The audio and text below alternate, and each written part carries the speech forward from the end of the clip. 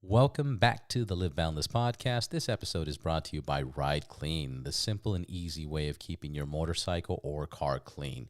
Simply shake, spray, and wipe, and you'll have a mirror-like finish. It's an all-in-one wash, polish, and sealer. You can use it on your leather interior. It offers protection. It's made of carnauba wax, made in the USA, bottled in the USA, shipped from the USA. Check them out at rideclean.co to get their bottles. You can use promo code RBPodcast for 25% off, and they're doing free shipping plus getting a 2-ounce bottle. That's rideclean.co.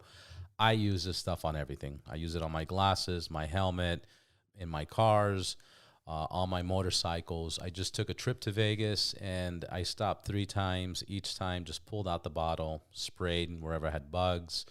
I got to my destination nice and shiny, got a lot of compliments on the bike, and talked about the product. So it doesn't get easier than Ride Clean. It's just all in one wash, polish, and sealer and conditioner. It also offers UV protection. So if you spray it on your seat's going to be nice and clean and shiny, but it's not going to be sticky, and it prevents it from the sun getting burnt. So check them out at rideclean.co. Use promo code RBPodcast for 25% off. My guest is a very educated, smart individual. He works motor clothes at Glenday Harley Davidson. He specializes in helmets and helmet safety, as well as all the safety gear. Every time I see him, I learn something new.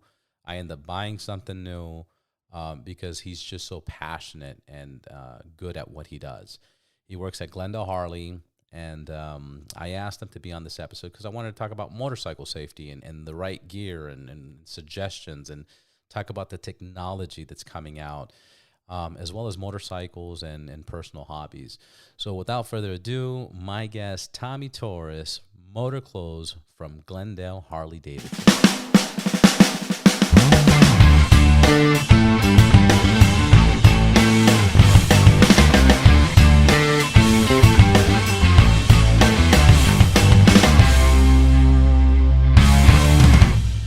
Tommy, thank you for being on the podcast. Thank you for making it out here on this extremely rainy, cold winter day in California. This weird-ass Southern Californian day. Yeah, I thought we had our 6 days of winter and it was over, but I guess we're having a little bit more. yeah, it's so strange. It's actually kind of funny because the splash guard actually started falling off my axles, my front axle. When was it? Probably when we had that huge flood where it was like raining for 2-3 days straight, just water just coming down. And I finally had time today to actually reapply it, put it back on, and just got done right in time whenever the rain started. Yeah. Are you originally from California?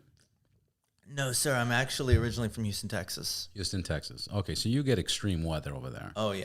Yeah, people panic. Here, it sprinkles and people panic. It's like the apocalypse is happening, the sky is falling. The sky's falling, streets are flooded, the LA River's flooded, people are driving like shit. It's the silliest thing in the whole wide world. Yeah, no, I mean, you think LA drivers are bad normally? Yeah, add the rain, it's even worse. It's a lot worse. Where do you work at right now, and what do you do? I currently work for Harley Davidson of Glendale. I am the motor clothes lead. So I actually specialize in helmets and riding gear. Okay, and that's exactly why I wanted to have you on the podcast. Every time I pass by the dealership, you're so informative, you're so passionate, you're so you teach people. I mean, obviously you educate yourself, and then you teach people about what you've learned, and tell them and create value for the products. So I kind of wanted to get you in the podcast and pick your brain on what are your favorite products, what are you seeing, what trends are you following that you're like, hey, this is going to be exciting, that's exciting. I know you guys started offering, what is it, Climb. Teaching people how to pronounce the company's names properly. Climb. I know Climb just got in there, 6 months ago, if that? Or how long now? Yeah, about that. 6 to 8 months ago, we decided to bring it in around the time whenever Harley dropped the Pan America. Yeah. So we're trying to get some good adventure gear in there. Is that how it came about? That's it. Yeah, that's exactly it. Because our general manager is a huge fan of the brand. He loves adventure riding. So he wanted to bring it in, and it's been a big seller since. It's surely became one of my favorite brands. Yeah, the Pan America changed a lot. It, like Livewire did not have that success that Pan America's having. The Pan America, it came in. They Harley definitely hit the ground running with that one. Yeah, I can't deny them that. I remember when we got it into the dealership, I actually got to test ride it immediately. I think I was one of the first associates there to actually test ride it. I was blown away. It drove like I was just gliding through butter. It was smooth. Really? Have you ever been on any adventure bikes or Yeah. Well, off-road dirt bikes, etc.? Yeah, I used to ride dirt bikes up in Hungry Valley. I actually used to go up there on the track and ride my Kawasaki. Yeah. So I do have some off-roading in my background. I love it. I haven't done it as much recently because what was it? Funny story. When I actually just bought my first Harley out here, my Kawasaki was actually stolen, and so I was like, well, damn it, I can't buy a dirt bike now. Yeah. Yeah, you can't. What Harley did you get? I ended up buying a Iron 883 when I moved out here. Nice. And that's what you still have? No, right now I'm actually on a Dyna Superglide. Dyna Superglide? Yeah. What was the transition? And we're going to get back into Climb and the brand. But what was your transition? How long did you have the 883 before you decided to change it? 4 or 5 months? I never even thought about it. I think I had it for about a year. A year? Yeah, it actually got totaled. Okay. So I went down, and that's actually part of what sparked me to become so passionate about the safety gear. You're right. Is after experiencing that, it's like, I don't want other people to go through that. And what happened in your accident? I was actually going south in North Hollywood, and a gentleman had turned his left blinker on. So I said, it's safe. I'm going to keep going. And he ended up turning right into me. That's fucking terrible. Yeah, it was, honestly, it's not anything I would want anybody to experience. What was your gear like at that time? I was the dumbass who was like, you know what? I'm just going like down the street. I'm just going to wear my helmet, my leather vest, boots. I'm good. Yeah. And at least I had a good helmet on. I'll say that much. Yeah. Did you get pretty fucked up or? I was, from what I was told, I was actually. You blacked out? I was unconscious for about 5 minutes from what I was told. Wow. Remember waking up and the cops were telling me, just stay put, don't move, stay still. And, they eventually got to the point where they were helping me get out of the street. They pulled me onto the sidewalk. Wow. Did the guy stop? No, he didn't. And you had no information on that? No.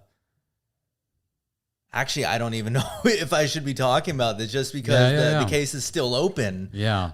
What accident? What are you talking about? That's a joke. We got you fuckers. Yeah. That just hit me. I was like, wait the case hasn't even closed yet. Yeah. But I don't know how accurate this is, but I think it's good enough to know. But they say if you can remember a car model and the last 3 numbers of the license plate, they can usually track it down. Funny enough, I actually had a GoPro on my helmet. So they were actually able to go back and view all the footage. Luckily, there was actually a police car right behind me. Wow. Yeah, I got the jackpot. The cops were right behind me, and they were able to actually, they chased him down. Excellent. So they did stop him?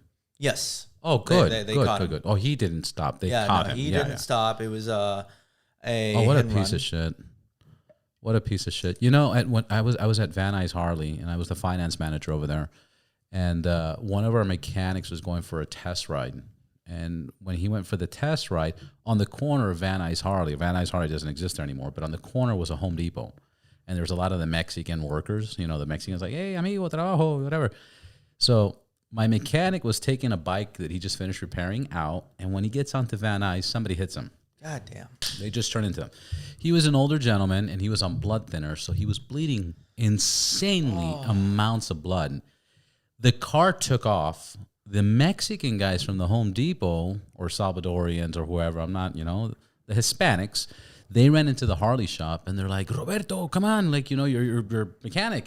Anyways, I go out there, and I see my mechanic on the floor bleeding out. I'm like, fuck, man, ambulance. I can hear the ambulances coming. And this guy comes up to me, and he's like, hey. I go, bro, back the fuck away from me and my mechanic. Like, get the fuck away. And he's like, no, hey. I go, bro, leave me the fuck alone. He goes, sir, I hit him. And I'm like, what?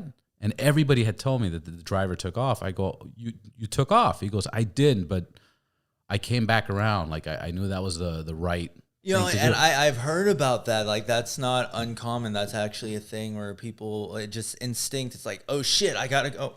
But then, 30 seconds later, they're like, fuck, no. Yeah, and they actually turn around. They're fucking That's conscious not and uncommon. stuff. Yeah, so I thought that was honorable and pretty cool. And the cops were like, okay, you fucked up. Basically, his GPS was telling him to make a left onto the end of the block to then make another left to the end of the block because he missed the business he was going. And he was like, fuck it, I could just make a U-turn. So as the bike came out, he just fucking made an illegal, U-turn. God damn. The mechanic, he was fine. He lost a lot of blood, but he came back months later. Okay, good for him. Yeah, so you have an open case. Yeah, that always gets me now hearing people's stories at the shop about them going down. Yeah, it always touches me personally because of that. Yeah. I have tons of stories. When you work at a shop, that's what happens. You see people walking in on wheelchairs, crutches. This is why anytime somebody gets on the podcast, or I'm sorry, anytime anybody talks to me about getting on bikes, I tell them, look, whatever you do, you want to get a bike, cool, enjoy it, but have ready $3,000 to $4,000 worth of money to buy gear. Mm-hmm. You have to. What is your favorite gear, your favorite features, and this new technology that's coming out?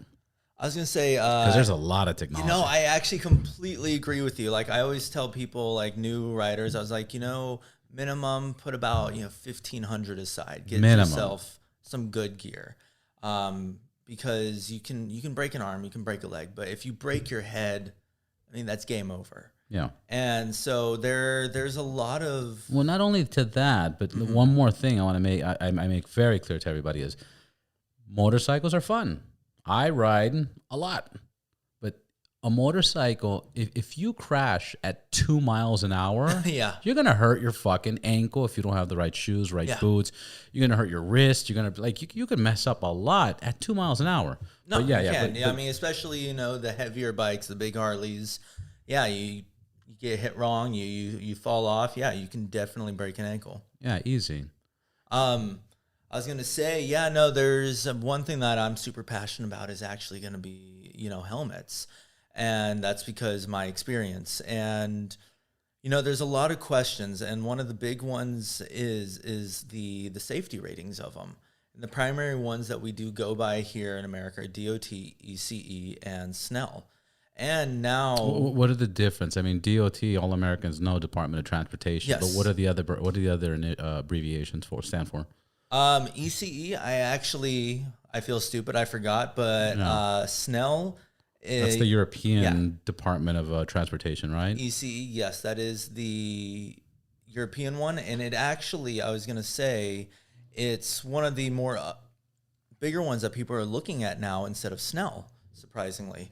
Because the thing is with SNELL has always been looked at for your higher end helmets. It's always been said that that's the best one because that's the one that they use on the racetracks. Yeah, because they have a separate rating for high performance, but I believe those ratings are based on high performance racetrack. It's not this, like, there's Department of Transportation focuses on daily commutes and rides.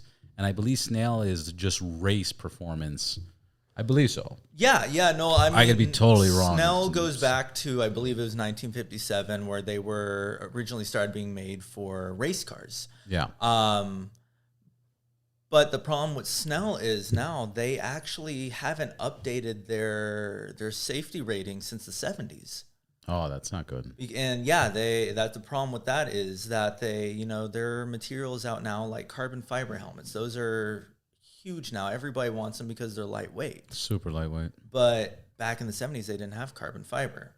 So Snell actually has, and it's a huge problem that you can't have a helmet, I believe, below 3.5 pounds. You can't have a helmet less than 3.5 pounds. Yes, to get a Snell approval. So got it. A lot of your bigger helmet makers, because one of their qualifications is okay. Got it. Like Rye and Shoei, they've actually been building these helmets based around the Snell approval system. Right. But I was going to say ECE, I actually put a little bit more trust in than Snell because ECE, they have updated. They do have a 6-dimensional impact that they test. And they do allow helmets that are going to be below that 3.5 pound limit. So there are a lot of brands like Climb, for instance. They have this one helmet, the Climb Cryos Pro, that I absolutely love. It's extreme. Is that the adventure looking one with the visor? The visor, the transitional shield. I got to get that. Great As helmet. you can see, I don't need helmets, and this is why it's so hard. Oh, but you got so many. I know how cool that helmet is. Mm-hmm. Yeah, it's a great helmet. It's extremely lightweight, but what's the weight on that one? Because it's a full adventure visor. Can you take it off and put the goggles? No, that one. Yes, you actually can. And it has the transitioning lens, right? Yeah, the shield that comes with it, the Climb Cryos Pro, does naturally transition. Just beautiful. You can take them off and put the goggles on if you're riding in a place that's going to be warmer. You're going to be sweating more, allow more air to come through the helmet. Yeah. It's got great ventilation. Mm-hmm. That one's like what, $749? What was the price on that one?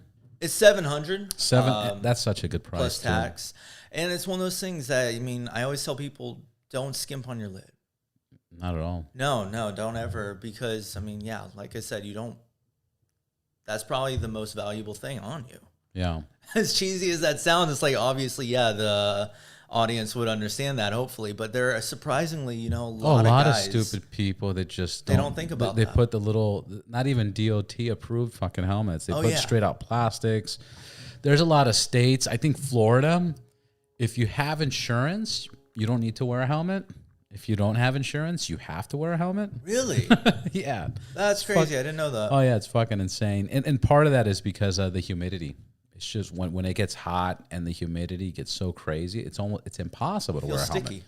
Well, forget the sticky. You feel like you can't breathe. You feel like you're drowning. Yeah. I've gone to Miami. I remember one time when I don't know, 10 years ago, I went to Miami in the hottest months where it was very humid. And I'm talking about, and this happened to me in Dubai too, or not Dubai, Mumbai. It happened the same thing. The airport, once you get off the plane, there's AC. The airport AC, the door opened and the humidity was so thick that I choked. I was like, I felt like I was drowning for 10 seconds. I'm like, what? And then you cough and your glasses get all foggy and then you're back to normal. You get used to it. No, growing up in Houston, Texas, I totally feel that. Yeah. So riding a helmet, I get it, but I don't know. I always, even when I go to states that you don't have to wear a helmet, I wear a helmet. That's exactly how I am. I won't get on a bike unless I have a helmet. Because they. And what's funny is people be like, "You fucking pussy! What a fucking pussy! What are you like? What are you, bro?" When I go to Mexico, when I drive to Mexico, as soon as we cross the border, all my friends take off their seatbelt. I can't take off my seatbelt, man. I'm so spoiled with that. No, it's funny because when I'm getting people fitted in their gear. That's actually one of the things I always say to people is like, whenever you have the jacket on with the armor and everything on it, you feel like you're wearing a seatbelt on the bike alone. And yeah, I agree with that 120%. I just feel better with the seatbelt on. And I always wear my helmet. No matter what, default, I don't feel comfortable, even if it's just around the neighborhood. Do you guys, I just thought about this. Maybe you guys do this, but do you guys do like an orientation like once a month to all the new riders that buy bikes about safety gear? I was gonna say that's actually, I mean, that's just my default job is, just Like, do you get to talk to everybody that buys a bike? Does a salesperson say, "Hey, this is Frank. He just bought a 2020 Street Glide. It's a second or third bike. You know, he might need some things or he might not. Can you give him a breakdown of what's happening, and give him that breakdown?" Yeah, that's definitely something we, like I was saying, we always do. We always, whenever riders come through, we give them a tour of the store. No matter if they've bought 3 bikes there or this is their first bike, every customer is treated exactly the same, where we're holding everybody to the same standard and showing them that we care about them. We want them to come in, be part of our family there. And we show them all the new gear. Like you were saying, you always come in, I'm always showing you something new, like the airbag vest, the Climb AI and Emotion airbag vest. AI Climb vest. Yes. AI, guys, artificial intelligence. Yeah, so, and it's got a subscription plan, and it's hooked up online, and yeah. So this vest, it actually has a little computer system that you put that you attach to it. You actually connect your phone to it, and your phone is constantly growing and learning, so it knows the difference between a pothole and actually taking impact. And the cool thing about it is that when you do take impact, God forbid that happens to anyone, it actually uploads the algorithm directly to the cloud and actually shares it with all the other app users, so that actually their vests are learning from your impact as well. I don't want to sound like that tacky guy that says this kind of shit, but I started building an app that was doing something very similar. And once you go down, it notifies your top people on your text messages. It sends a notification. I possibly was in an accident, and it shows a GPS. That's brilliant. Direction. And then the guys that I was working with, they kind of just went to shit. And this was like 6 years ago. And the reason I thought about this is because I was driving from San Francisco, and I was going to Santa Cruz, and this fucking Nissan just passed me up at 1 billion miles an hour. Anyways, they passed me up. I don't see anything. I start driving. And as I'm driving, I see, because the PCH is just the fucking one. I saw red lights over the fucking hill. Like, I'm driving by and I just saw red lights and I was like, this looks wrong. I stopped. I looked over. That fucking Nissan crashed. These dudes were wasted. Their whole car smelled like alcohol. And I found them and I was like, man, if this was like on a motorcycle or something like that, nobody would find them. So that's cool that they came up with that system. Yeah, no, it's definitely handy. And I mean, like we were saying, Climb, they're putting out some of the highest quality materials, some of the best safety gear. They include D30 armor with all of their riding jackets, which I love, because and their jackets are light too, compared to the other adventure bikes. They're so other adventure jackets, yeah. Yeah, and I mean they're mainly doing stuff for cruisers and adventure, but I love that they actually put D30 armor in there. Yeah. And what's that rating? What's that mean? D30, it's the brand. It sounds like a character from Star Wars and shit. No, I love D30 because it's like a squishier material that they make their gear out of. But so you can actually move a little bit easier. It feels lightweight, it's breathable, but whenever you take impact, it hardens. That's and cool. Absorbs the shock for your body. I've heard about it. I didn't know what it was called, but yeah, so BMW's been adding that. A lot of companies have been adding that. Harley's adding it this year in their line as well. But a lot of companies sell their jackets without the armor, and you got to buy the armor separate, right? Marketing at its finest. Fucking guys, huh? That's like the most important part. Like, why else? Because I picked up a Roland Sands jacket once, or I still have it. I wear it all the fucking time, and I never picked up the armor for it. And it's not like I don't want the armor. I just never went and figured out which one. Like, it should have just came with it. No, I agree 120%. I will say, working at Harley, we were talking about, some of the people that come through. I mean, a lot of people actually don't like the armor in the jackets. On the Harley ones? Yeah. Why? Because they're just like the old school ones, or?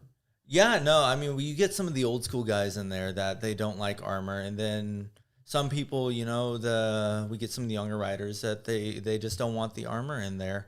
Yeah. I'm No, not. it's because they're so cool, man. Like They're like cool. when you're Yeah, I was gonna that say I don't know if it's because they No, when you're because they that don't cool, you want can it wear or Converse and fucking Vans. Yeah, you can wear Vans and you don't need armor. Duh. Like, what are you talking about? That's silly, You bro. know- I don't get. I feel great when I'm fucking wearing good gear. Like I feel really good, and I feel like shit when I'm riding shitty. And you know what? There's been times I go with the t-shirt, to the gym, or it's just a hot day. But like you got to minimize that as much as possible. Yeah, no, you're so right on the people feeling cool. It's like they just want to wear, that thin little half shell on their head, that just their leather vest. And I'm like, I always sit there and think to myself, I'm like, what's not cool? Eating out of a straw. Yeah. Yeah. Have you seen, and you see people get in accidents because of the dealer, right? Yeah, we have people come through all the time after they've been in accidents. This is a statement I've said, bro, I think I've said this on every episode just about, but I strongly believe 95% of motorcycle accidents is rider error. Would you agree with that or disagree with that? That's actually very, very hard for me to say because I haven't thought about that statistically. I mean, I guess it probably also depends on where you live. Like I'm going to say being out here in LA, I've experienced probably some of the worst drivers I've ever experienced in my life. There's that too. But then also when I went to university in Oklahoma, it wasn't near as bad as it is here. So would you say, we're making this up, obviously. Okay. But would you say what, 50-50, 70-30? Like, Yeah, I'm going to stick with 50-50 just because wow. I'm thinking into it and it's so circumstantial. Yeah. And it depends. I mean, there's so many little details that go into it, like the rider, what kind of bike they're on obviously would influence the rider, if they're driving fast and recklessly or they're just cruising down on their road glide. Yeah, I had I'll tell you why my why I say so high, but I had Detective Quinn Rediker. He's one of the top motorcycle stunt police officers. Now he's SWAT and detective, and he's a badass individual. I had him on the podcast, and he brought up an excellent point. He was like, one problem is people don't know how to use the equipment they have. Like like if you don't have ABS, they don't know about pump and brakes, or they don't know how to turn certain angles, or they don't check their tires and PSI pressures. There's that. But that to me falls under rider error. You know what I mean? Look, the reason I think it's 95% is because every accident that I've ever heard of, like for example, the two biggest accidents in the U.S. that I think I reported, well, last time I checked was the intersection. Okay, and what's the intersection? Guys driving through the intersection, somebody makes a left turn, gets hit, done, right? Not the bike's fault, always the car's fault. Every time I've witnessed or seen or had somebody come into my dealership because of that accident, witnesses always said the same thing. That motorcycle was going 60 miles an hour on Van Nuys Boulevard, and the car making a left had no fucking idea. The second biggest accident is turns. People taking turns too hard or not getting enough road or, on the wrong side of the road when they're making the turn and they go off the cliff or hit into another car or something like that. So here's what I tell people. Ride aggressive, ride really aggressive, but don't go over your limit. Don't go over the limit of the motorcycle. Don't go over your limit of your expertise. And obviously this is people who care for their life and want to ride long term, so. Yeah, no, that actually makes complete sense now that you're saying it's just, improper technique or just lack of experience. Or checking their brakes or doing services or getting tire repairs or, being familiar, adjusting your suspension. I bought an FXDXT. Actually, Glendale built this FXDXT for an attorney down in Beverly Hills. And I bought that bike in 2009. When I rode, it was the most awkward and this thing had like $15,000, $20,000 worth of parts. It rode so fucking shitty. I hated it. I go, this is so bad. And what happened is that the old FXDXTs, they had showy shocks and they had individual adjustments. And one was like tight and one was like loose. And the whole bike was uneven. Well, I went to the mechanic, our shop. They adjusted it. one of the best riding bikes I've ever owned. Okay. Especially back then, you know. So, but people don't do those adjustments or get familiar with their bikes. So that's why I'm happy you guys do orientations on safety, but there should be also little things about how to maintain or what to look for on a motorcycle. Yeah, no, that's definitely a great idea. I mean, I do love touching base with all the new customers that come in, and I always like to ask them, you know, what kind of gear do you have, if they already have it or if they don't, just to see what they're having, because we have so many guys that come in there that they have expired gear. A lot of people don't know that helmets expire. Yeah. And, you know, that's a huge thing. I mean, How do you check that? So usually they say within 3 to 5 years, a helmet will expire. My rule of thumb is actually, you know, $100 per year. You get what you invest in. You spend $100 on a helmet.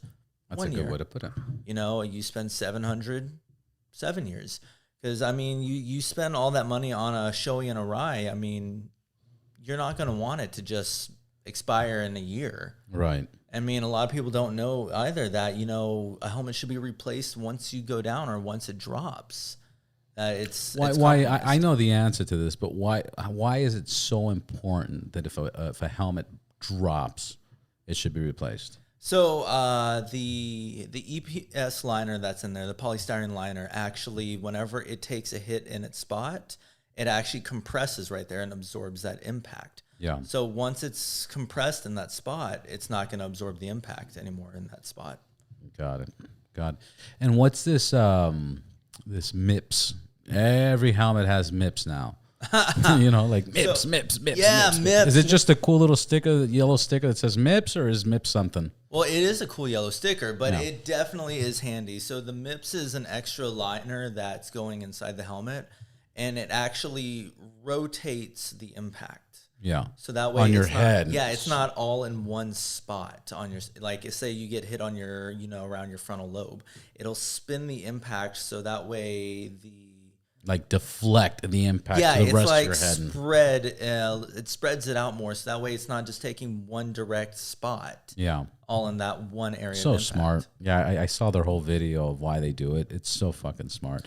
And it's so simple. You would think like this doesn't do nothing, but it saves lives and brain damage. And no, and another cool one that's coming out, this is what Climb actually put in their helmets. It's called Koroid technology. So it's, if you look inside a helmet that has Koroid, it looks like there's this green honeycomb that is lining the inside of the helmet. But the purpose of that is so whenever you take impact, all those straws in there and the honeycomb will actually compress to decompress the shock to your head. Wow. And that's actually aerospace technology. That's something that airplanes, they actually put inside the seats of the airplane. So that way if the plane goes down, it absorbs the shock away from the patron sitting in the chair. That's fucking insane. Mm-hmm. That's beautiful. That's out now? Yeah. It's in the Climb Cryos Pros. And I believe, if I'm not mistaken, Alpine Star has a helmet coming out this year that actually includes that technology as well. That's amazing. Mm-hmm. What do you do with an old helmet? Throw it away. Away. You know, I mean, Decoration.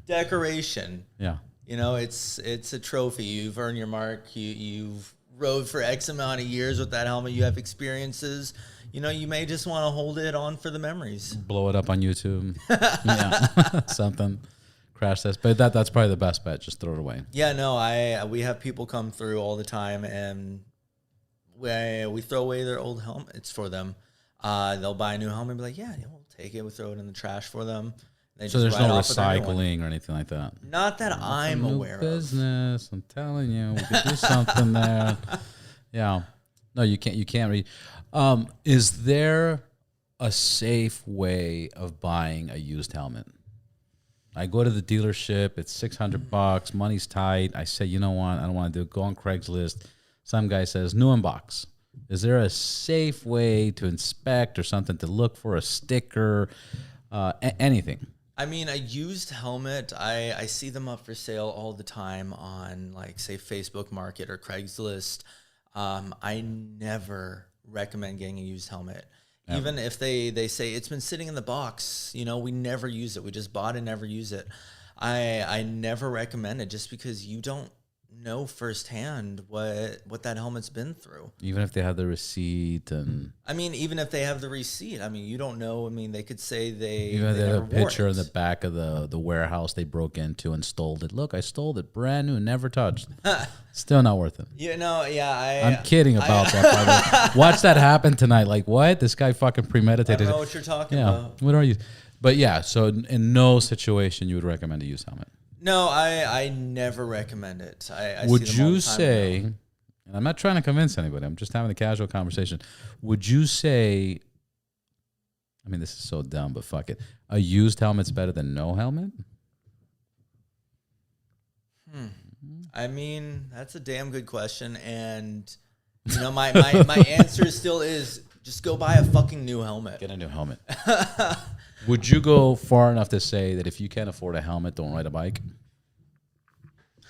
I'd say there are many, many options. I mean, between different helmets. And yes, obviously wearing a cheaper end helmet is better than no helmet. Yeah. I mean, obviously when you get into your higher end helmets, there's going to be better materials made out of. I mean, usually when you get to helmets below about 300, they'll be made out of like a thermoplastic or a polycarbonate, which is an extremely dense form of plastic. It's better than nothing. It's going to protect you, but it's not going to hold up quite as well as your higher end helmets. Right. But I mean, but they still get protection. You know, everybody should have a chance of going out and riding. I mean, whether you can spend $700 on a helmet or not.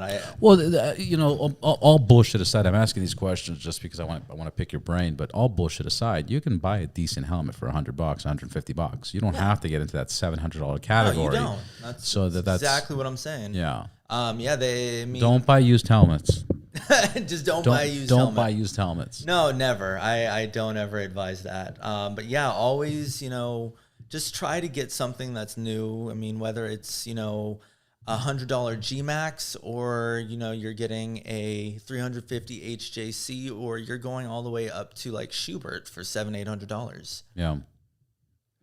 What about gloves and boots and shoes? And always recommend a pair of leather shoes. I mean, I love it now too because they actually have riding sneakers. So you get that comfort of a sneaker, but the protection of a boot. When I went down, I was wearing riding sneakers as well. And I love them. I mean, but they're full leather, just like, you know, a leather boot. And it's going to hold up because, I mean, if you're wearing Converse, Vans, the road burn is... Yeah. I know a guy that lost his foot, and this was years ago, because he was doing the flip-flops. And the super safety flip-flops? Yeah, the super safety flip-flop. You've heard of those, right? Yeah. And he got hit. He got squished by two cars, and a fucking bumper just got his whole ankle.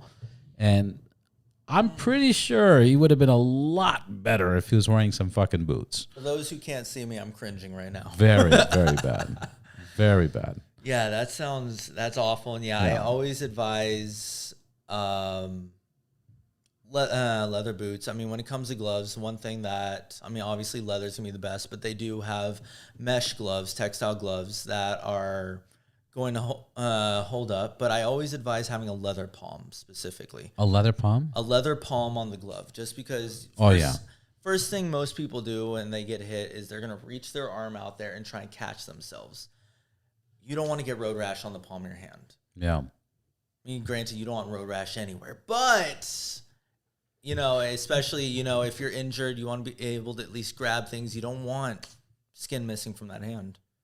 I don't know where I got this piece of information because I just been doing this for so long, but that's another thing, that when people get into accidents, there's like better ways to crash. Yes. You know, like keeping your limbs to yourself, you know, fucking keeping your head down. You know, there's, and I'm sure there's even more, I don't know, crossing your legs, not crossing your legs, but I that's one of the ones that I heard, that if you get into an accident, you want to just hold on tight, tuck your head down, you know, make sure you don't fucking lose. Because some people get into fucking accident and they're like spreading out like this, and you're spinning and breaking and dislocating your shoulder. Trying to catch themselves. Catch it and stop. I mean, yeah, because you have one opposing force going one way, and then you're trying to fight the force and go the other way. So right. That's when things snap. One thing that I learned definitely from when I would ride off-road, go on the tracks, is, you're going down, just go limp. Yeah. And that's the best. And it's hard. I mean, it's having to fight your whole instinct. We're talking about it, but yeah, when the moment comes, but I definitely just go with the fall. And I mean, it's one of those things that I picked up on too, hearing about how, God forbid, I hate talking about this, but drunk drivers, whenever you hear about them getting into accidents, blah, blah, blah. I cannot fucking talk today. It's all good. It's all good. It happens to us. The person that they hit usually is the one who gets more injured, but the drunk driver is so relaxed that, they're not fighting anything. They just end up, going with the motion of the crash. Yeah. And they usually get out with a few bruises. Yeah. Or they don't drink and drive. Or they black out and their body just goes fucking numb. Exactly. They're limp, they just go with the motion of the crash. And I mean, that's something I picked up on too. It's like, well, if you go down, obviously that's the best thing to do is just go with the fall. Don't try and fight it. Like you were saying, you tuck to yourself and you just roll with it. Yeah. Yeah, that makes a lot of sense. Mm-hmm. Boots, pants, jeans. Do you recommend certain pants or just at least wear pants? I mean, obviously denim will hold up better at your lower speeds, but it's not going to hold up to the road rash at, you're going 80 down the freeway. They do make actually abrasion resistant denim. There are some motorcycle clothing brands that actually put Kevlar inside the lining of the jeans. I mean, Harley briefly, I don't know if there still are or not. I didn't see them in the new catalog, but they made what was called Armalith denim, which they boasted actually held up similar to leather if you went down. So it's actually going to protect you. They do make jeans that have knee pads and hip pads in them. Yeah. I picked up a pair of jeans, not for riding at all. It was just a cool style, and it was this 14-ounce Japanese denim, which I was like, fuck. And it was 14 ounces, fucking Japanese denim. And I was like, this is fucking cool. And I ordered it, and it was on sale. And when I got it, I was like, holy shit, this is a good ride. And I went riding with them. It's my riding pants now. It's my riding pants. I feel like it'll do better. It's fucking thick. So if you want something stylish, 14-ounce Japanese denim is amazing. I had a burger that weighed that much. It was pretty tasty. 14 ounces? Fuck. Yeah, no. I can't remember if I've ever been on a bike in shorts. Like, even down the street. The only thing that kind of makes me want to do that a little bit is the live wire. The live wire, since there's no clutch and since it doesn't heat up and there's no exhaust and there's no pipe, I'm like, I can kind of get away with it. It's the only one that kind of gives me the urge, but I will not. On my Streakland and my BMW, it will not even cross my mind. I'm not capable of shorts. And if I was to do shorts, I'd do like some big ass fucking cowboy boots or some shit. Which would be a bad look, shorts and cowboy look. But, it's one of those urges I've had to fight too. Like, what the fuck are you saying? I wake up like 5:30 in the morning. I'll go to the gym, and I've literally had that thought go through my mind. It's like, it's 5:30 in the morning. No one's on the road. I'm just gonna ride down the street. It's LA Fitness right down over there. It's no problem. But I never could get myself to. I always pack my spare clothes, and I always wear my actual protective gear when I'm on the bike. You wear a backpack or you have bags, saddle bags? I have a backpack. I actually have a hard shell OGO backpack. OGO is a badass too. Yeah. I like their clothing, and I love their bags. Yeah, I have the Mach 5 no drag bag, so it actually has a hard shell, which actually gives you some protection as well. Which helmet are you rocking? I gotta ask. I have an HJC Rafa 11 Pro. I've ridden with HJC for years. I was wearing an HJC when I went down a couple years ago. I wore HJC when I would ride off-road. Yeah. And it always protected me. It always held up. I know they have a reputation with some of the older guys that they're a shitty brand because back in the days in the day they were really fucking, they were bulky, cheap materials. You would put them on. I had them. You'd put them on, and they had that chemical smell. Yeah. Like, you're like, what the fuck is this? This is disgusting. And they were a shitty brand. I'm talking 10 plus years ago. They were. But now I've heard excellent things. I haven't tried on their helmet. Actually, I think I won a helmet from you guys. That might be one. But it's an XL. So I was like, this, I don't. I'd have to see it. I'd have to see which one. I'm not sure. Which is considered a used helmet because I won it, which will be on Craigslist tomorrow. No, I'm kidding. I was going to say, but they actually just released a helmet that's actually catching my eye severely. It's called the, they actually just changed the name for it. But whenever it was like being pre-advertised, it was called the Rafa 01. And the Rafa? The Rafa, RPHA. It's what they call their higher end helmets. It's like, you know, kind of like how Chevy has Cadillac. Right. So it's Or like GMC. a branch off of GMC. Right. So yeah, HJC has the Rafas, and it's their higher end helmets. And this Rafa 01, as it was formerly known, is actually like their actual racetrack level helmet. Yeah. And fun fact about it, it actually passes what's called FIM standards. And FIM standards is what's actually coming up. It's actually a really good safety grading system because they're actually outdoing Snell and ECE, and only a handful of racetracks required to be used right now. So Snell's like the bottom of the line currently, not because of anything other that they haven't updated their system. I mean, their safety rating systems are they're still gonna be good, but they're outdated. Right. And that's why I was saying earlier, you know, like ECE, that's what I look for my minimum standards with helmets. Yeah. What else? What else do we have? Safety courses. What safety courses do you guys recommend? Does Harley Davidson or Glendale have a safety course they would recommend? Don't they do one? Yeah, we're actually hosting it right now through our sister store, Santa Clarita. And then so you guys are doing classes there. Yeah. They're hosting the classes there. What are those, right 2-day classes? 3 days. Well, they do have a 2-day crash course, though. Lack of a better term.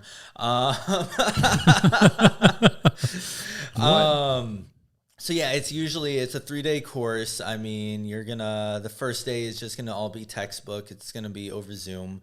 And then the next day, Saturday, you're going to be spending half the day on the course training, and then the other half is going to be textbook over Zoom again.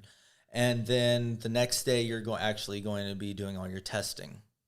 All the testing and then all the physical.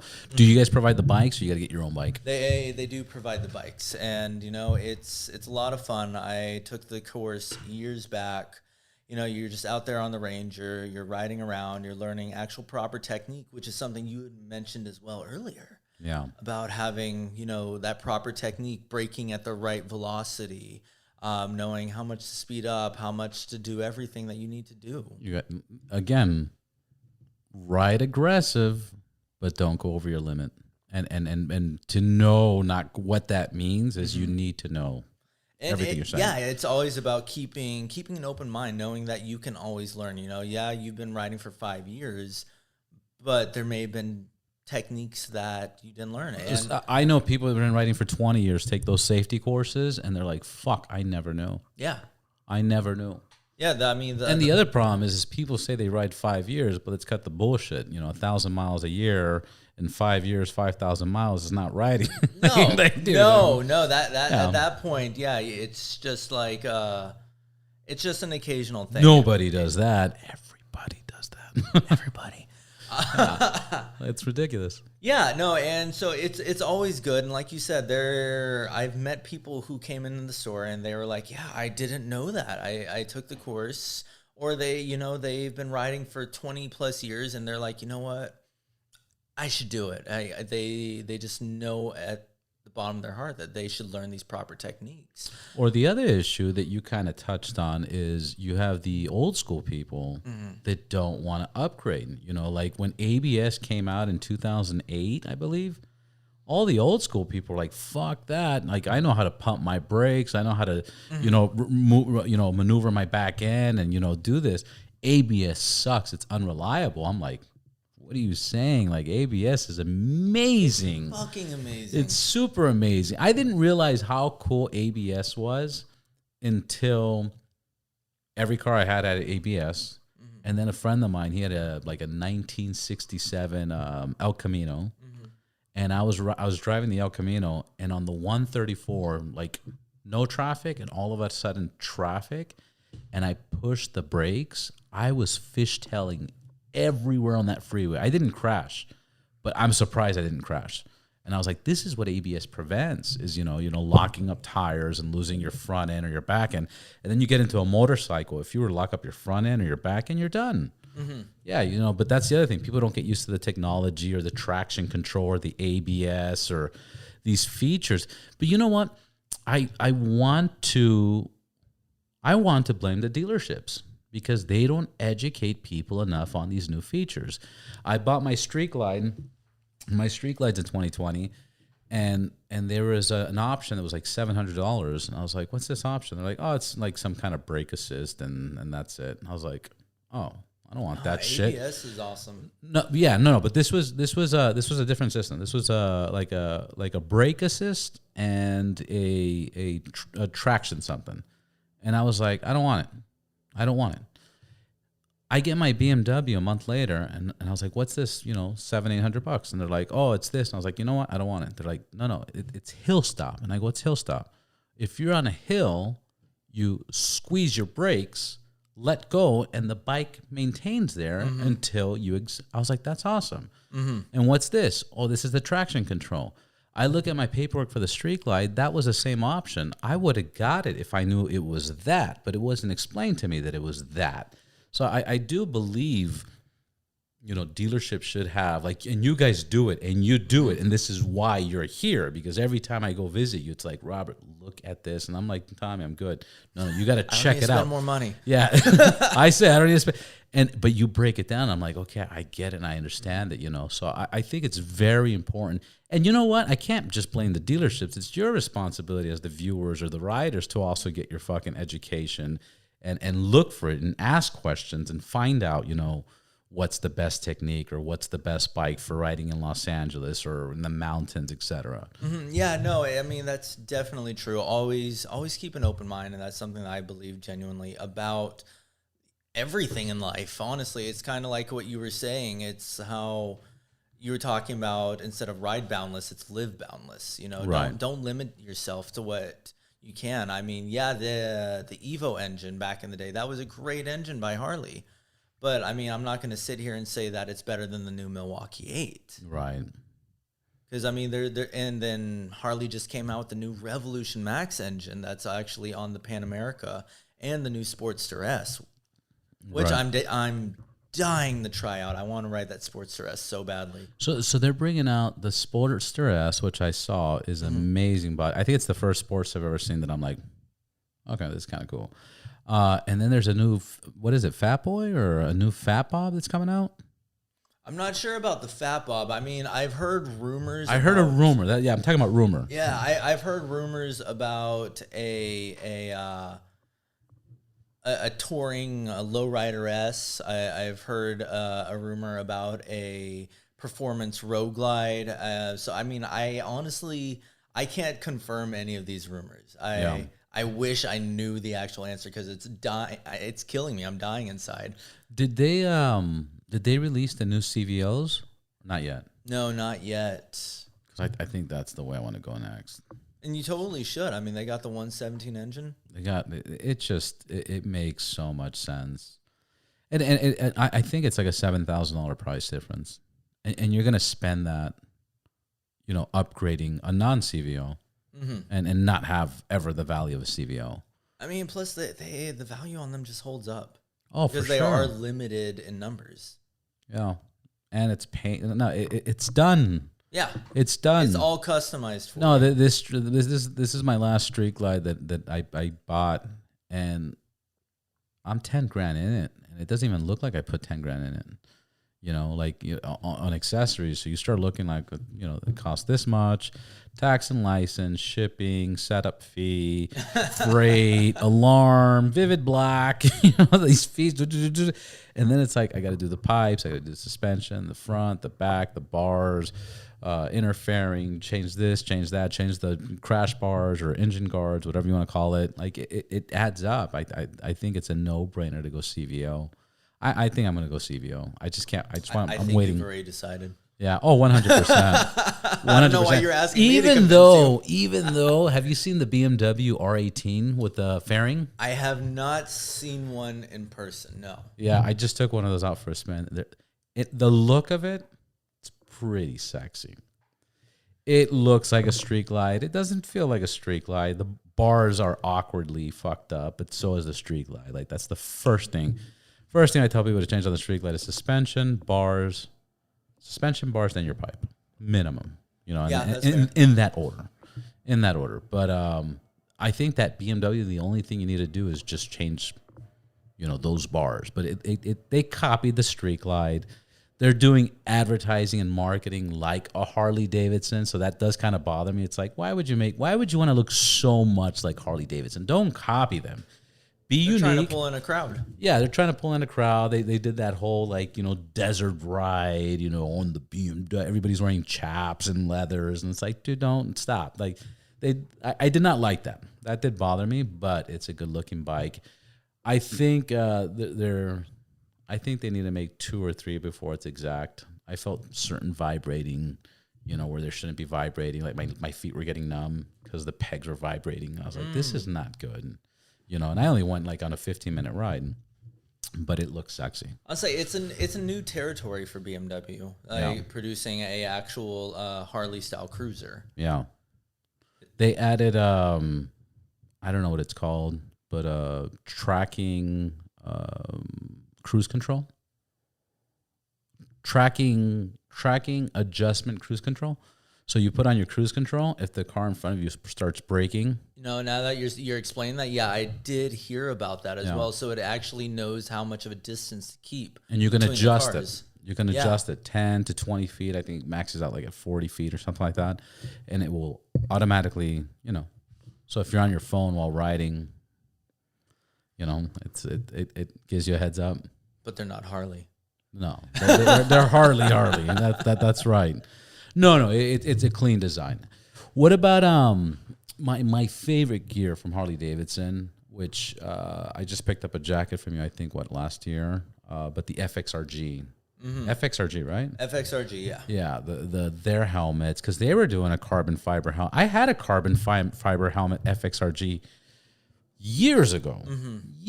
So they're still keeping up. Can you explain the difference between Harley gear and FXRG? FXRG is like they do the gloves, the helmets, they do the whole setup. It's considered like it's marketed especially towards the people who are very what's the words I'm looking for?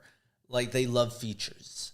They love that it'll have like the FXRG jacket. You know, a lot of them will be dual purpose. You can open them up or unzip them on the sides or something like that, and they'll allow air to flow through. But then you can close it up, you know, wear the FXRG base layer, and you're good for winter. So they're made for people who love the features. And Harley did come out with an FXRG helmet that was actually paired with a rye a couple years back. Oh, really? Yeah. That must have been nice. It was a really nice helmet. It was really comfortable. Which is surprising to me too, because a rye likes to keep to themselves. They love to. They have so much pride in their brand. I mean, they've been around, I think, God, what is it? Since the late 40s, I think, is when they started, or the early 50s. Yeah. So they've been around forever. They're a very conservative company. So the fact that they paired with Harley a couple years ago, to me, it was amazing. And I think that's what's been the new updates now with the CEO. The CEO is for Harley Davidson. Mm-hmm. He's, I want to say, German. It's weird because I think I read that the new CEO... He's Scandinavian for sure. Scandinavian or something like that. And then the new CEO for BMW, I think it's like American. Or, I don't know. It's something. I don't know. I'm just saying shit. You're asking me questions that I feel like I should be more versed on. I should know more about. No, I told you to fucking study for this. I'm not kidding. I heard that his background is actually in Puma. He comes from Puma. Where the fuck's Puma? And I've traveled. The shoe brand? Yeah. Oh, it comes from Puma, the shoe. Yeah, the shoe brand. That's what I heard. On the nose. I'm not giving a confirmed yes or no. That's what I've heard. I know he's very involved with the dealerships. He's actually working towards some different stuff that Harley had never really done before. Like I'll say, like working in their merchandise section. The motor clothes are definitely starting to look more fashionable. They're starting to keep track of what's actually in style rather than saying, oh, if we just throw a bar and shield on it, people will buy it.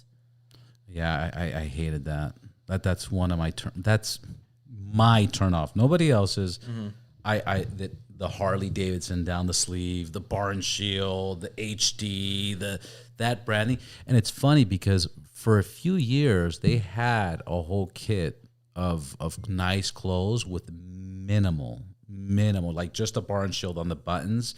Very nice. I actually have a jean jacket where it's like nothing Harley except for the buttons. Yeah, and there's a lot of stuff now that's very subtle Harley. I mean, we're always going to have stuff that's going to have like the big bar and shield on it. No, people love it. There are still people who will love that. That's a default standard Christmas present. Yeah, the bar and shield people put on their truck and they've never been on a bike their whole life. Go ahead because I just want to turn off the phone. I messed up. Oh, you're good. Technology gets the best of us these days. But yeah, there's so much now. I mean, obviously, like I said, the bar and shield will always sell, but there are a lot of things that people come in and they love that it's so minimal Harley Davidson, but they're still wearing Harley Davidson, so they still love it because obviously no brand is going to sell as well as Harley Davidson, and maybe that's... Some people could say it's biased, but I've heard that Harley takes up 50% of the market. Right. And I watched these training videos. Was it Sam's Wheelhouse? And he talks about on there, and it's so true. He says, does Harley make the best bikes? No. Do they make the fastest bikes? No. But why do they sell? Because of the passion. People that barn shield comes with so much emotion behind it. It screams American freedom. And people all over the world love that. We have people come in from all over Europe, all over the East Asian countries. The world. All over the world. And they want Harley Davidson. And it's so much cheaper to buy Harley in America than it is in other countries.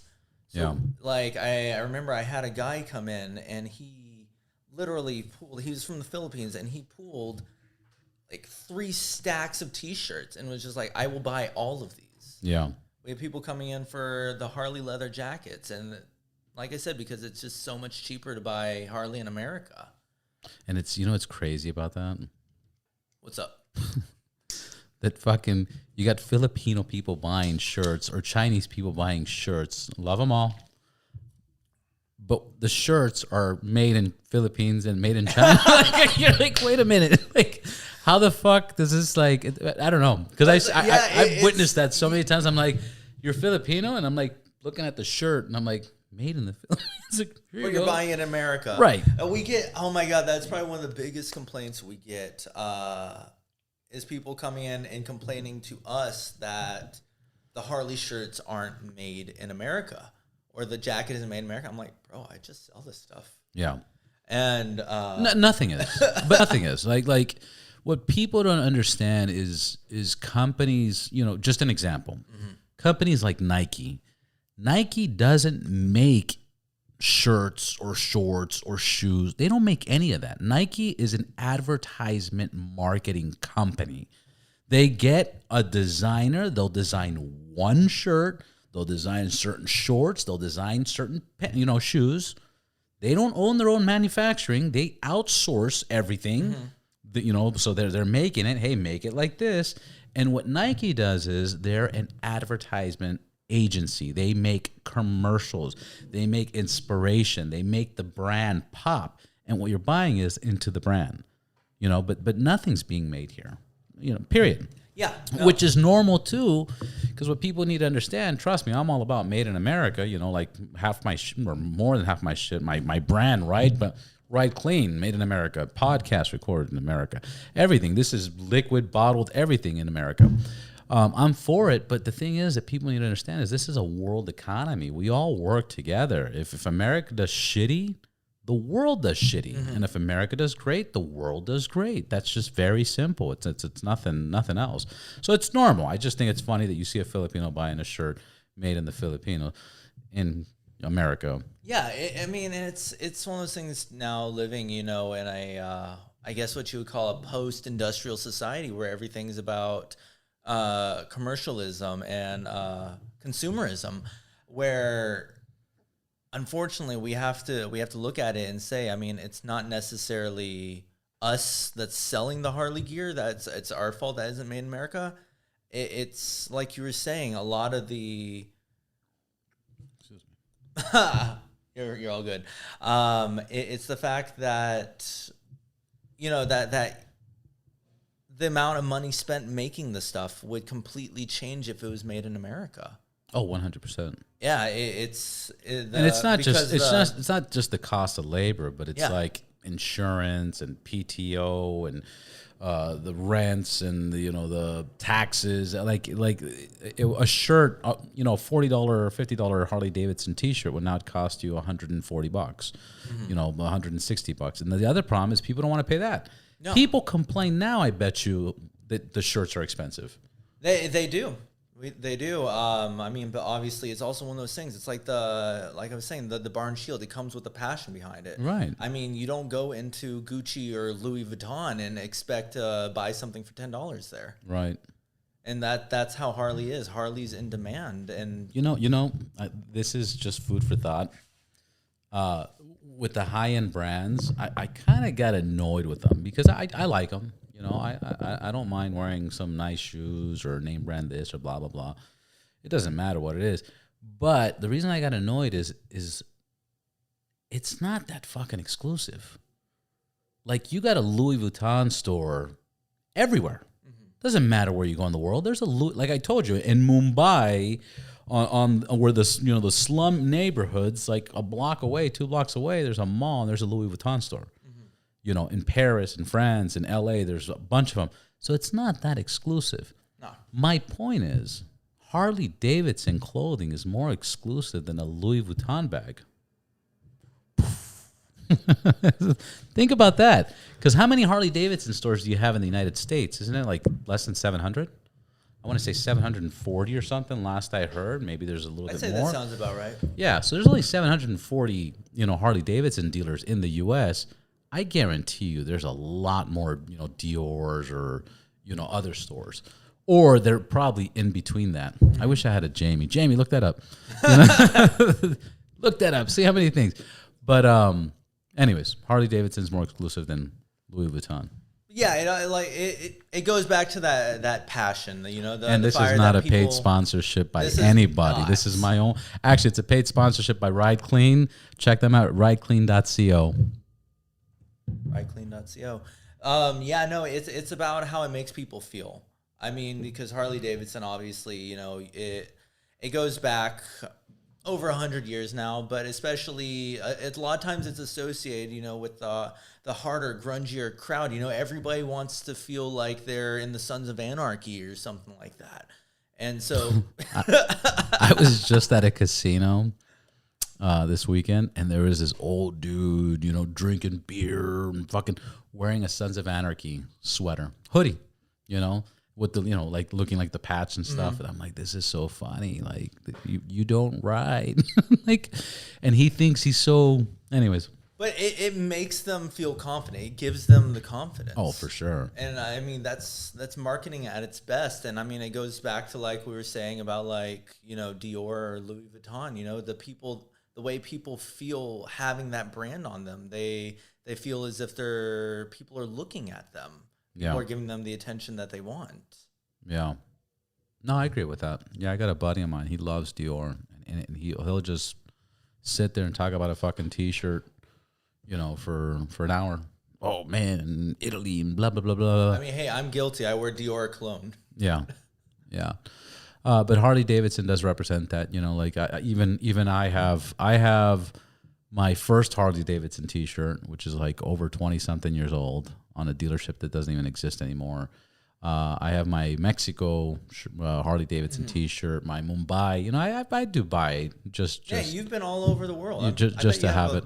Crap ton of T-shirts. Yeah, I don't have as many as I should, but I have gone into places. I'm like, you know what, this is probably the right thing to do. Mm-hmm. So I do support that. Yeah, and I mean, yeah, that's the cool thing too. Is, I mean, it's like the Hard Rock Cafe. Everybody loves to come in. They love to get that shirt that says that they've been to Hollywood, Glendale, or Miami, or Orlando, wherever. Yeah. Like, I've had people come in there and they're wearing. Actually, one lady in particular was wearing a shirt from France. She was wearing a Paris one. She was telling me about how cool it was because the one that she went to, it was like this small old brick building that was in the middle of France. I was like, that sounds really cool. Yeah. What's going on with Glenday Harley? Like event wise, like you guys been doing a lot. You guys did the partnership. You guys have a new partner in Santa Clarita, Robert Patrick, right? Mm-hmm. You guys are signed, Robert Patrick from Terminator. Yeah. The cop that turns Terminator into liquid. 2. Yeah. Have you seen him turn into liquid yet? No, I've seen him come into the store a handful of times, but I have not seen him turn into liquid yet. I'll ask him next time he comes in. Yeah, ask him, please. But you guys are making the dealership really nice. You guys got a convenient Starbucks right behind it. You guys put that new bar and shield on that back wall. Mm-hmm. Well, what else are you guys doing? Any events coming up? Love Ride is coming back. Legendary Love Ride is coming back. That's exciting. Obviously, yeah. They I was gonna ask you, and I was like, "What's the point?" He never even saw one, but it's coming back. It's coming back. They've been making plans. That's what I've been told. That's what I've heard for 2022. Obviously, the 2020 couldn't do anything. 2021, nobody knew what was happening. I mean, it was impossible to plan anything. But I can confirm that I've been told 2022 Love Ride will be back. That's great news. We do have our annual bike auction coming up here January 22nd. I just saw a post about that. How does that work? So it works because people, I know you guys have an auction for the bikes that you guys have, mm-hmm. but before I think some dealerships would they would allow people to bring in their own bikes or something. No, I mean all the bikes that we're auctioning off, they're your ours. Bikes. Okay. Yeah, I mean, we're going to have bids starting on pretty much all the bikes. It's going to run like a silent auction. So you go and you write your price, starting at the starting bid. You can write up from there and, just keep track of it until hopefully you win it. Yeah. We did that at Monterey County. We would have a weekend where we would have companies and private buyers buy anything. And with the money that you would get from it, we would use that to put a down payment to sell you a bike. So if you wanted to bring in a boat for sale, we would have people that buy boats. If you had somebody that buy cars, like for example, we would have a lot of car dealerships, and they'd be like, "Yeah, we'll buy cars." So they would go and say, "Okay, we'll give you $4,000 for your car," and the guy's like, "Can I get $4,500?" Okay, $4,500, cool. They'd cut the check to the dealership sometimes, and then we would sell them a fucking bike and be like, "Oh, it went to your down payment." Like it was crazy because we just wanted to help and motivate people to do that. So but that was a strange owner. Business mentality. Some guys from Texas. It was it was a good idea. I thought it was a good idea. It's like, hey, if we can make money, we can make money. Yeah. No, that's I've never heard of that. If we can help you sell your vehicle and get you into a bike, why not? So some people would make like $5,000. They'd put $2,000 into their bike and have $3,000 for motor clothes. So. And it was once a year. It was a kind of a complicated operation, but not really. Like I said, all you had to do was get a couple used car lots. Hey, do fair pricing and make it make sense. But a guy traded in a boat. cars, bikes, people from the public would be able to buy stuff, from other people. It was interesting. That is. I was gonna say, I wonder how that would work. I mean, paperwork wise, obviously, it could get a little. Oh, you had a little sticky. No, you have an office. Each dealership had their own, people doing their 262 forms and their transfer and release, and et cetera. So no, it was pretty organized. Oh, okay. It was just actually doing the event and kind of promoting the event, so it was beneficial for everybody. Well, that's awesome then. Yeah. Any big travels? What's the longest ride you've done? Longest ride I've done. I don't like riding long distance. No. No, probably the longest ride I've ever been up to is probably to Santa Clarita, but I'm not a big fan on the long distance riding. Yeah. No, I'm more about urban commuting personally. But I love to go out on your rides like through Angeles Crest or Neptune's Net, stuff like that. Yeah.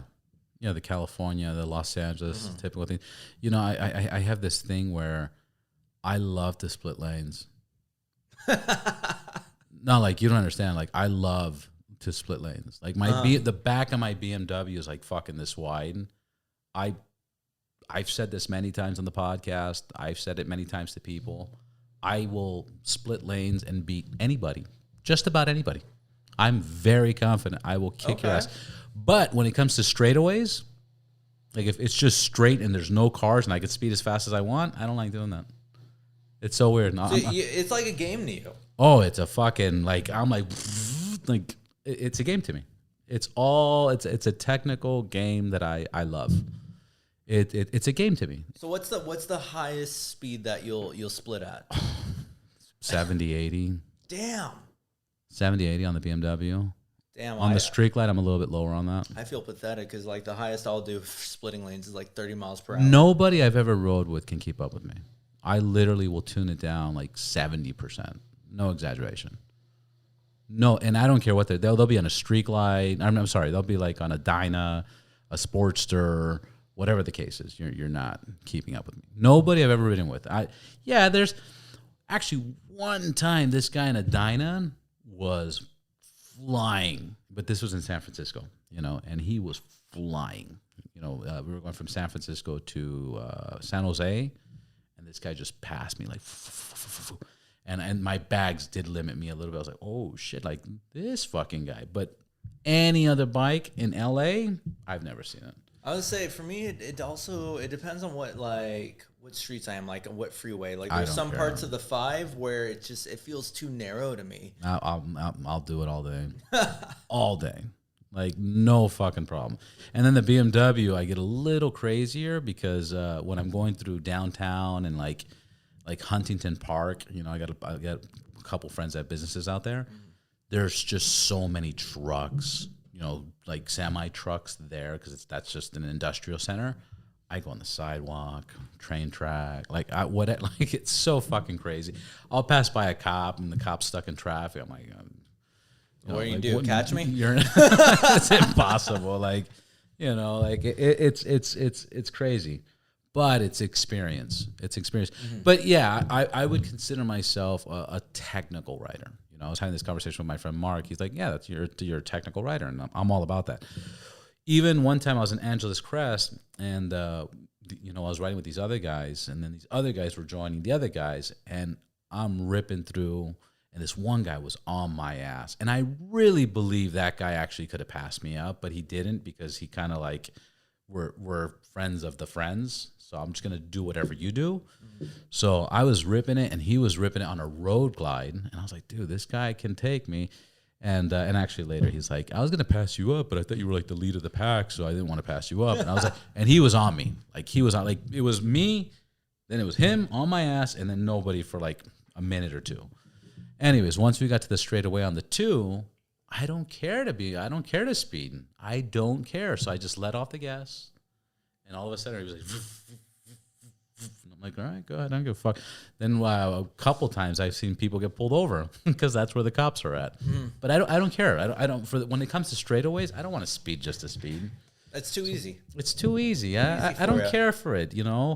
Another thing that I'm not good at is obviously stunts. I've never tried to do any stunts because I like my bikes. I don't want to drop my bikes. Yeah, no, I mean, I see these guys all the time, like on these $25,000 lowrider S's. You know, I wouldn't mind, you know, doing some wheelies or whatever stunts of any kind. I wouldn't want to do it on an expensive bike. Yeah. Yeah. I wouldn't do it at all. Yeah, like if I was on a dirt bike, I mean, all day, sure, why not? I mean, just replace the body parts easily. But yeah, on a big Harley, no. What was your first motorcycle? It was a Kawasaki KLX 140. 140, what year? I don't even remember. Yeah. Like an 80s or something, like an older bike or some shit? It was an older bike. Yeah. And how'd you get into bikes exactly? Family or friends? My stepdad, actually, he grew up riding motocross all through, you know, middle school and high school. And, you know, later on, I mean, I was just like, I just want to learn to ride. Yeah. Because I didn't grow up doing it in like middle school and high school, but I just wanted to learn how to ride. And so I mean, that's how I learned, and I was doing it off road, and I loved it. You know, it was like something that had just been calling for me. That's awesome. You're very good and amazing at your job at Harley Davidson in Glendale. And, you know, again, I've learned a lot from you, and you've showed me some amazing products that I want to come back and pick up. But I'll hold you to that. Yeah, I know. Please do. But before we started the podcast, you were talking about you have passion projects that you started doing films and directing, and that you like scary movies, and now you want to do scary movies, and yeah, you might have something. Yeah, no, I actually have a background in acting. I studied acting in college. An actor in Los Angeles? What? And, you know, I moved out here, and I realized that acting wasn't as big of a passion of mine as storytelling. And I love the horror genre, and so I fell into that. I have a couple projects that I'm working through right now. But yeah, I mean, actor in Los Angeles, what? That's crazy. That's so crazy. No, but now you're shooting, you're filming, you're doing everything. Yeah. You have all the equipment? I'm working on a lot of writing right now. I'm actually working to get a hold of a couple more dollars for a film that I want to make. I already have X amount. I'm trying to get a couple more thousand, not a couple more dollars. Yeah. But yeah, no, Are you doing like a fund me page or like a creative fund me page or something like that? No, I am waiting to see if I can get the money on my own. I don't know. For me, it's a pride thing. It's like I did this on my own. Take the pride away, bro. Take the pride away. No, take the pride away. Seriously. No, I understand. Putting the money together and having people partake. It was one of the first things I picked up at Pepperdine. Mm-hmm. Like one of the first things I learned was people want to help. People want to help. You struggle. Like a lot of this I put by myself, and I'm proud. I've funded myself, and I've done this myself, and I'm doing it myself. But there are people that are like, hey man, I would have gave you a hand a long time ago. Did you need help with this? Did you need help with that? Like don't let pride, like fuck pride, seriously.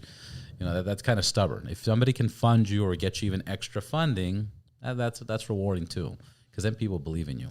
Yeah, you're gonna have some people looking for expectations, but then that also keeps you on your toes. So don't be like, I funded it, I did this. No, nobody cares. They just want to hear the story and they want to see the work. And you're right. I can't deny that. I mean, you do have a very good point. I've been around. I've been around. But yeah, I'm trying to get these projects put together. I have one that potentially will be filming out in New Hampshire. So that's actually really cool to me, you know, filming on location. Yeah. It's a huge thing. I mean, because I love my storytelling, and I'm excited for this because it's a huge step. And I've learned that being out here, you have to count your successes. You have to very much be happy about them and take pride in them. Yeah. Because there's so many other people that come out to LA and they don't have these successes. They don't have the chances that everyone comes by. Yeah, and people limit themselves. I was watching one of those TikToks, and I think it was I want to say it's Denzel Washington, and lately I've been liking a lot of Denzel Washington's fucking speeches.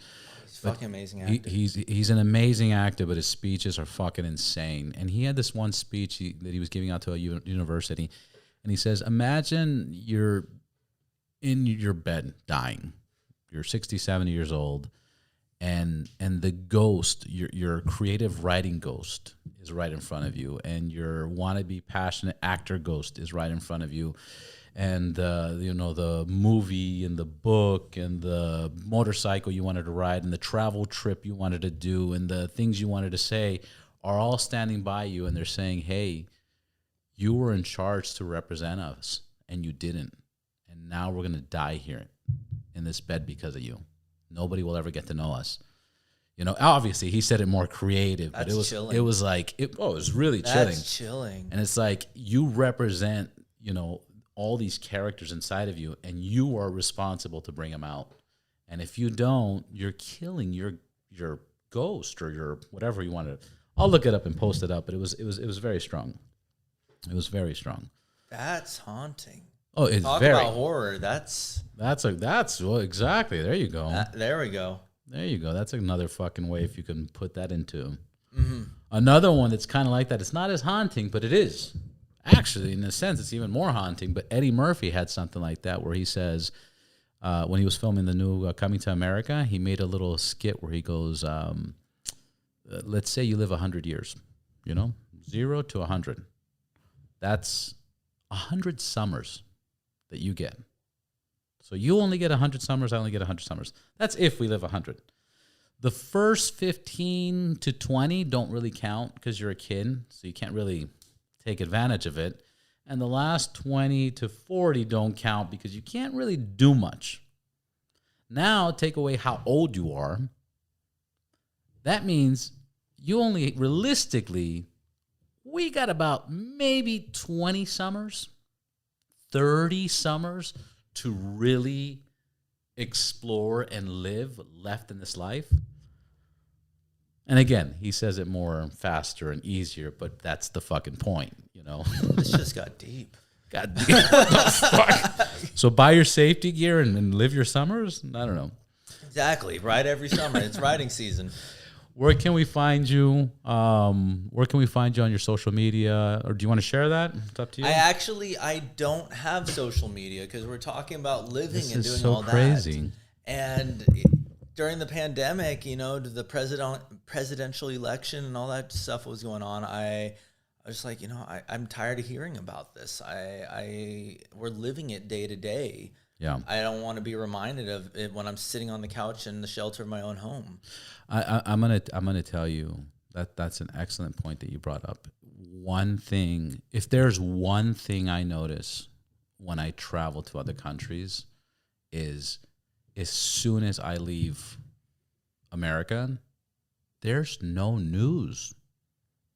You don't hear no news. There's nothing. I've been to countries for 3, 4, 5 weeks. 2 weeks, 5 days, 6 days. During that time, there is no fucking news. Like, it doesn't even exist. I don't even register. There's no news until I land in LAX and my phone connects, and it's just like boom, boom, and Biden did this, and Trump did Blowing this, up and this, CNN, that, Fox CNN. News. Oh, and then Moderna. They're like, legitimately, there's no fucking news in other countries unless if you turn on the TV and watch the news. But there is nothing harassing your phone and chasing you and saying bing, bing, bing, bing. That is very. Mm-hmm. That's scarier than the other shit. Yeah, like it's fucking insane. Yeah, like I said, it was just, to me, it was such a relief. It was like, taking off this whole blanket, just taking it off of me and just being able to feel the breeze and breathe. Yeah. Just actually living day to day. Like you were saying, we only have those 20 summers or so. Yeah. Fuck it, 25. Let's just say we have 25. 25. At full throttle. At full throttle. 25 and a half. 20. Fuck. I was going to ask you something about... I want to pitch you an idea that I had for Ride Clean because I wanted to do this, and I haven't done this, but I want to see your thoughts since you're doing storytelling. So I want to do a little ad for Ride Clean. This is how I visualize it. It's this super hot, attractive girl on the side of the road. Fuck it, let's say it's a desert, okay? And this dude comes out on a motorcycle, shirtless, fuck it, six-pack, ripped, cut, fucking blonde hair, blue eyes, whatever the case is, just fucking a good-looking dude. But his motorcycle's dirty. So he pulls up to the girl and says, "Need a ride?" And she looks at the bike and she goes, "Not from you, not from your dirty bike." And he leaves. And then another bike pulls up later, 5 minutes later, a little sign, 5 minutes, whatever. And it's this fat dude, hairy, just gross, disgusting, whatever. Not disgusting, just not as handsome. A normal guy. I'm not trying to, a normal guy comes, with the gut and, whatever. But his bike's clean by Ride Clean. Says, "Do you want to ride?" She goes, "Yeah, you ride clean." Scene. There it is. It definitely has a comedic appeal to it. Good. And that's what I want. I want it to be very comedic. No, I like it. It's cute. It's short. It's easy to film, quick to the point. Yeah, it's not a bad idea. Yeah, I gotta execute that one. Any other safety advices you want to throw out and tips or tricks for people?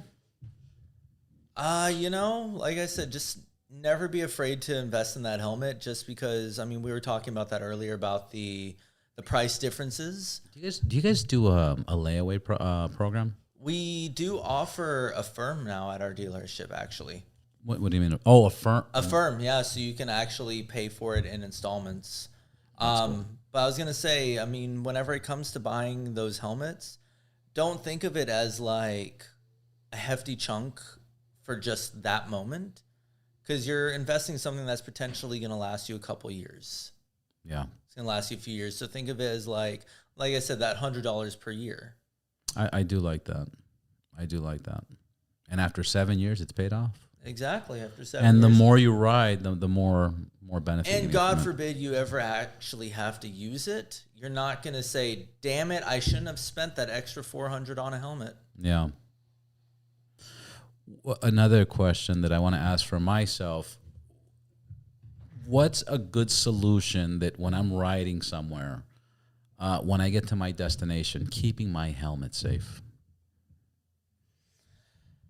There are a couple different options, actually. I actually have a helmet lock that's attached to my crash bars. So that's one thing, because if you cut the straps off of the helmet, if someone steals the helmet, they cut the straps off, that helmet's useless. Right. You can't reattach the straps. Right. But there are a lot of backpacks now that do come with like little canopies that you can put your helmet in and carry it with your backpack. Interesting. Interesting. Or a little travel bag or something like that. They have little travel bags. Mine has a little sling that I can That'd actually. be cool, like a bowling ball case for like if there was like a brand focused on. They do. Yeah. Yeah, they have them. Because my FXRG old helmet, I actually still have that one. It came with the bag. Yeah, badass bag. Yeah, those little sling bags. But they do have like actual like tote bags that zip up that you can put your helmet in. That's cool. That's another good solution. Cool. Tommy, any last words? Ride safe, ride clean. boundless. And ride clean. Thank you, Tommy. Thank you, sir. And that's a wrap. Ooh. How do you feel about that? Good time. It was fun. Wow.